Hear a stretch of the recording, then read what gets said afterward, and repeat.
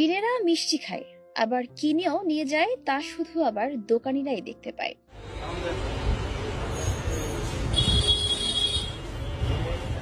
জিনে মিষ্টি খায় শুনতে অদ্ভুত লাগলেও এমনটাই প্রায় সময় ঘটে থাকে পুরান ঢাকা লালবাগের মদিনা মিষ্টান্ন ভান্ডারে। তবে মানুষ রূপেই মিষ্টি খেতে এবং কিনতে আসে জিন।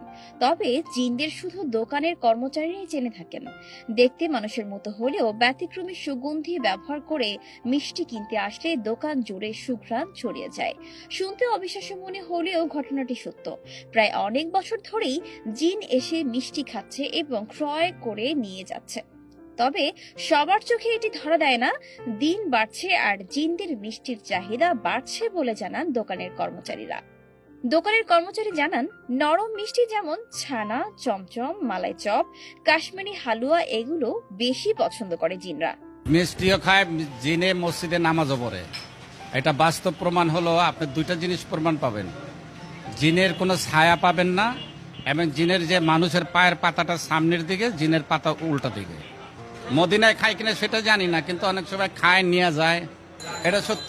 জিনকে প্রমাণ হলো ধরার এবং আপনার বুঝার, যে নামাজের সময় আপনি যে কোনো সময় রোদ তার ছায়া পড়বে না, কোনো লাইটের আলো ছায়া পড়বে না, এবং তার পায়ের পাতাটা ইনসানের সামনে জিনের উল্টা। এটা সত্য। এটা তো মনে করেন যে গাইবে আসে না, এখন মানুষের ভিতরে আসে।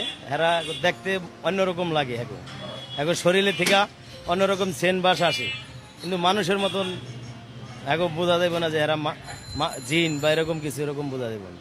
এরা অন্য রূপে মানুষের রূপে আহে, কিন্তু ভালো ভালো মিষ্টি এরা কিনে লিয়ে যায় বেশি করে। বেশিরভাগই বিকালে আহে, বিকাল টাইমে, রাত্রের বেলা ওগুলি বোঝা যায়।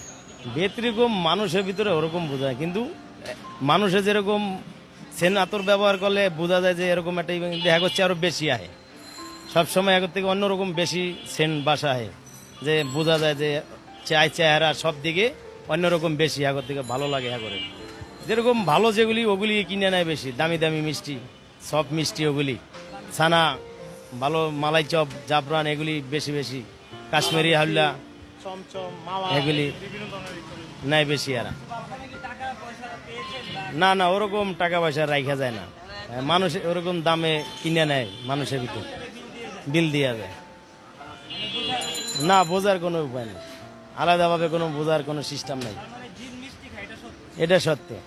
সবার চোখে সবাই বুঝবো না, সবাই সব জিনিস চেনেও না, বোঝাও সবার দ্বারা হইব না।